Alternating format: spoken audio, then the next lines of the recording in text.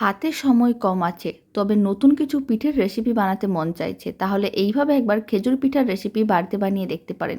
পিঠেগুলো খেতে এতটাই ভালো হয় যে আপনাদের একবার বানিয়ে মন ভরবে না, বারবার বানাতে মন চাইবে। তো চলুন বানানো শুরু করা যাক। প্রথমে একটা কড়াইকে গ্যাসের ওভেনের উপরে বসিয়ে 1 চামচ ঘি দিয়ে ভালো করে ছড়িয়ে দিতে হবে। তার মধ্যে 2 কাপ দিতে হবে লিকুইড দুধ। দুধটা খুব ভালো করে মিশিয়ে নিতে হবে আর ভালো করে দুধটা ফুটিয়ে নিতে হবে। দুধ ভালো করে ফুটিয়ে নেওয়ার পরে 1 কাপের মতন দিয়ে দিলাম চালের গুঁড়ো। তারপরে খুব ভালো করে চালের গুঁড়োটা মিশিয়ে নিয়ে অল্প একটু লবণ দিতে হবে আর দিয়ে দিতে হবে নারকেল কোড়া। আর দিয়ে দিচ্ছি আমি কিছুটা পরিমাণ খেজুর গুড়। গুড়ের পরিমাণটা কম বা বেশি করতে পারেন, মানে মিষ্টিটা যেইভাবে খাবেন ঠিক সেইভাবে গুড়ের পরিমাণটা কম বেশি করতে হবে। এখন দিয়ে দিচ্ছি 3 চামচের মতন ময়দা। তারপর সমস্ত কিছু একসঙ্গে ভালো করে মিশিয়ে নিতে হবে আর এরকম একটা ডো রেডি করতে হবে। ডোটা রেডি করে নেওয়ার পরে ফ্লেমটা অফ করে এক সাইডে রেখে দিয়েছিলাম। তারপরে হালকা ঠান্ডা হয়ে যাওয়ার পরে আবারও ভালো করে মেখে ডোটা রেডি করে নিয়েছিলাম।